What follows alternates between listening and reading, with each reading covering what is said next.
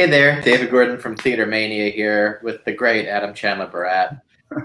We are talking about the Michael Friedman collection, I guess it's called, that Ghostlight Records is putting out. Adam, you're featured on the cast recording, or the studio cast recording, of Michael's 2006 musical, I Am Nobody's Lunch. It is a great record. I'm just so glad that Ghostlight is recording as many Michael Friedman shows as they can, as there are. Tell me, did you know this show when you guys were first recording it? No, I didn't know anything about it, and honestly, aside from the album, I don't actually know all that much about it still. But it was a civilian show. It was during his time at the Civilians, and it has this amazing sort of pastiche score, full of the kind of rich musical tapestry that Michael was always exploring and working with, and his like deep understanding of like really obscure music references that just he was sort of showing off with this with I Am Nobody's Lunch, and rightfully so, because he was a total genius. So I'm so glad that the album exists. I'm so glad that I got to be a part of it, that I got to be part of more than one of his albums. So. And it's such an oddly prophetic piece too. At its very basic level, just based on listening to it and from what I know about the show, it's about like how people deal with politicians that lie for a living. Yeah. It's the time to record this thing. I read it. Michael, I think part of his genius, he was sort of a wizard, and part of his genius is that he had this ability to sort of see into the future, or maybe, I don't know what it is exactly. I can't really explain it, but he was able to sort of tap into this current of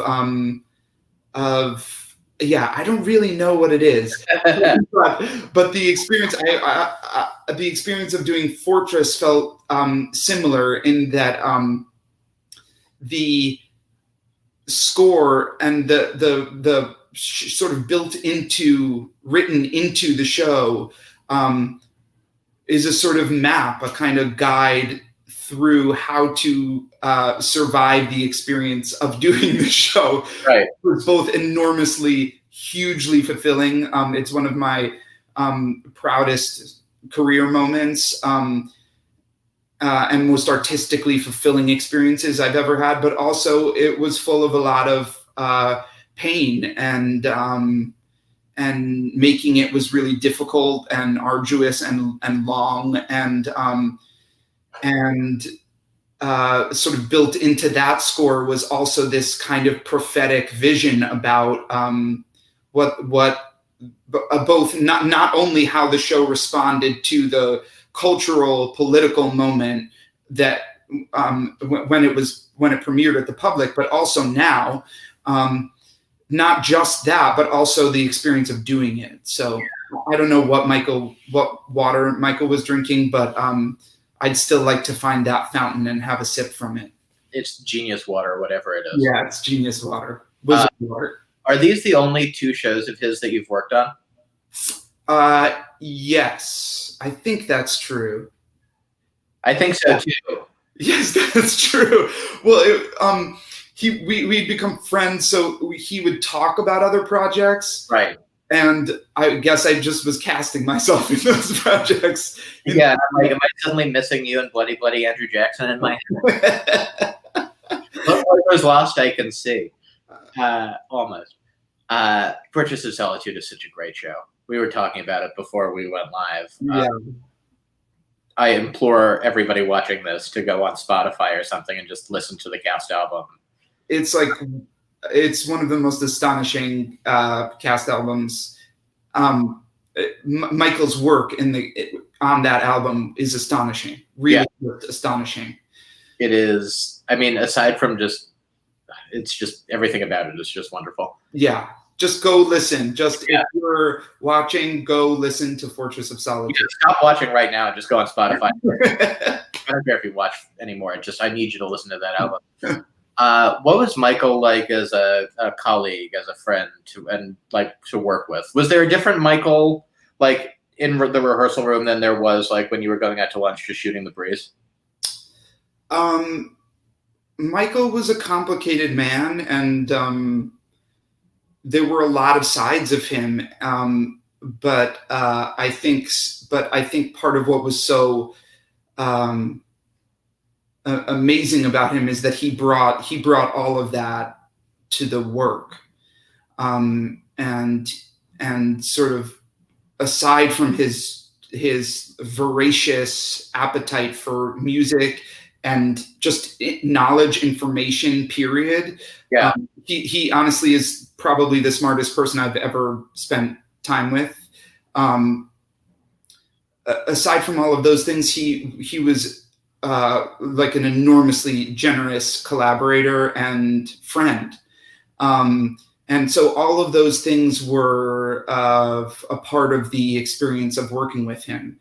And like any complicated person, there were sides of him that were tricky to navigate, but and the speed at which he moved sometimes was so breakneck that it was tricky to keep up with his brain.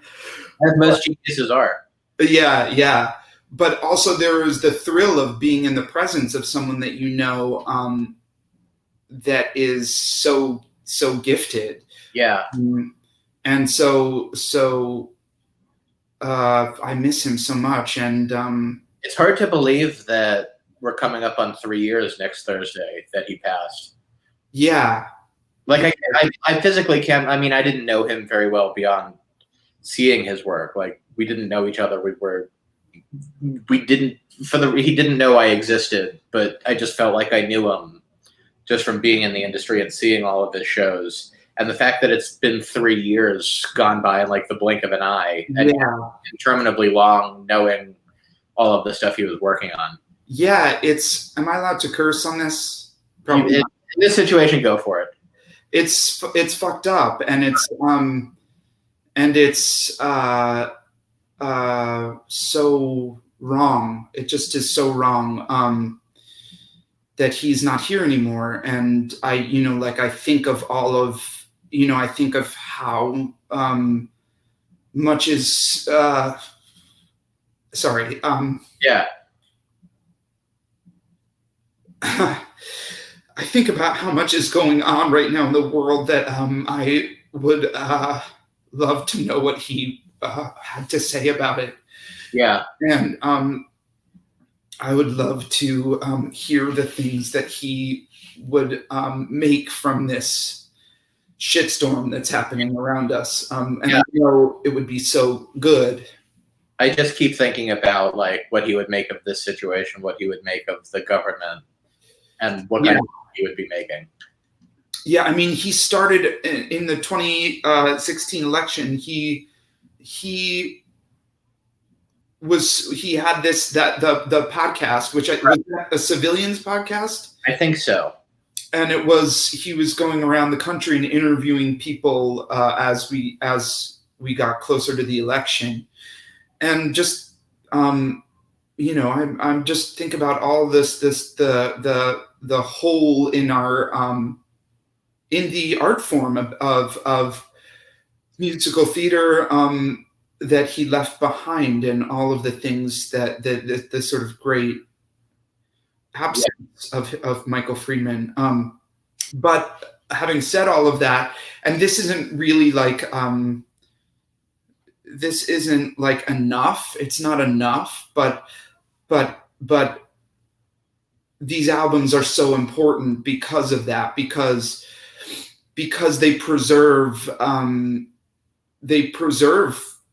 him in a way, and like listening to this album is like, again,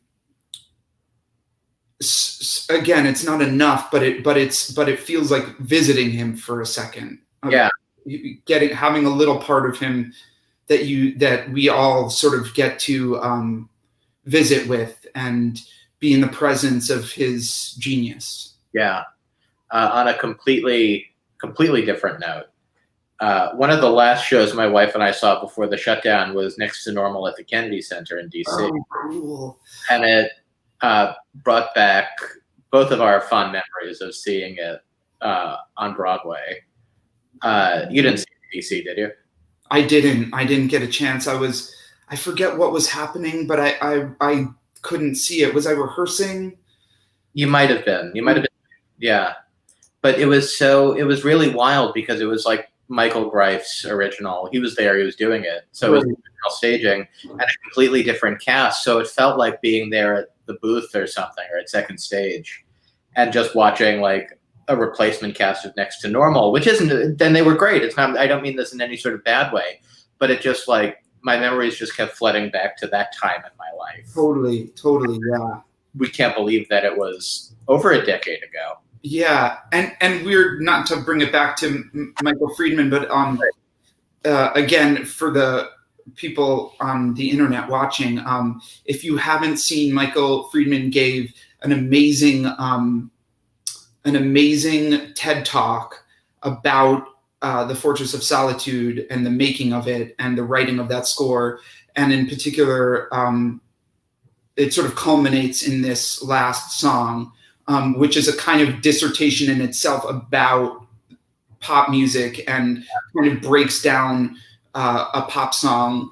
And in that dissertation, he makes an argument for the kind of like memories that music holds with it that sometimes have nothing to do with the music itself, right? Yeah. That like they carry it can be a completely different thing. So, yeah, I like when I hear that score, it brings me, I like that whole period, not just like the experience of doing that show, but the whole period in my life sort of comes flooding back. Yeah. The song creates a space. Yeah, exactly. What was the Next to Normal experience like for you? Because it was your first like big thing, wasn't it? Yeah. I got my equity card from that job. Oh, I didn't realize that. Yeah, I was in college at the time. I was going to Marymount Manhattan College, and I was 2.5 years in that experience, and I was auditioning professionally, and I remember getting the audition for Next to Normal for a workshop before the second stage experience. And sorry, I forgot to turn my emails on. And I remember reading like Michael Greif, Brian Darcy James, Alice Ripley, and I was like, you can't go into that room. I don't know. How am I going to go into that room? I'm like just some random kid from Rockland County. So a lot of that experience that was really my college experience. That was like the school of hard knocks for me, was sort of getting thrown into the deep end, surrounded by all of these people at the cream of the crop, at the top of the industry, and just kind of keeping my eyes open and trying to absorb as much of the experience as I could. But a lot of it was like just sheer white knuckling fear. Which is a good thing to have, I guess, when you're doing a show like that, but not too much. But not too much. I was supposed to be like the grounded, calm one. Yeah. So I was faking the funk. Yeah. Where were you guys? I completely forgot that you were doing Assassins, or in rehearsals for Assassins, when the shutdown happened. Yeah. We were 2.5. No, maybe just 2 weeks in, actually. But we staged so much of the show already, so it felt like we were, and the company. It was a lot of the company knew each other already, and were like fans of each other, and so it just felt like such a galvanizing 2 weeks. Yeah. So it felt, I guess, that we were further along than we actually were. I want it to actually happen. Like, when theaters reopen, I want. I feel like Classic Stage is awfully committed to it. They are, and John Doyle has very graciously been keeping us in the loop about what's going on at the theater, and I think it's a really high priority for them, and that they're just kind of waiting for the industry to allow it. Yeah, well, I'll be the first one. I don't go anywhere anymore, but I'll be the first one. I love that show. Oh my God, that show, that book. Yeah. I mean, that score, obviously, right? But also that is like one of my favorite John Weidman's book. I mean, John Weidman, period, end of sentence, right. Always. But John, that book in particular is it's maybe like one of my favorite musical theater books ever. Because you're doing Unworthy of Your Love. Yeah, Hinckley. Yeah, I can't wait. Yeah, and just you forget about like the tissue connecting all of those songs it's just so smart, and the way that show resonates now, it's unfortunate that we weren't able to do it before the election, because I think it just, and not that this will change after the election, but it just speaks to so much of what's happening in the country right now, on so many levels. But this white rage, and is that my wife just dropped something in the sink, but it's okay. Hey, that's high. Yeah. So anyway, I am hopeful that that's something that happens as soon as we're able to do it again. And again, a message for people watching: if you can, please support these like off-Broadway theaters. CSC it's a small operation over there, but they play in a coffee shop. Exactly right. But they play with the big boys, like they play with these huge nonprofit institutions. And so they could really use just some support from theater lovers. So give them some love. And while we're at it, listen to I Am Nobody's Lunch on Ghostlight. I Am Nobody's Lunch, please, please, please. And Fortress of Solitude, never a song Michael Friedman ever wrote. That's right. Bask in the Michael Friedman glory. Adam, thanks for your time. Thanks, David. My pleasure. And thanks everybody for watching. Be well.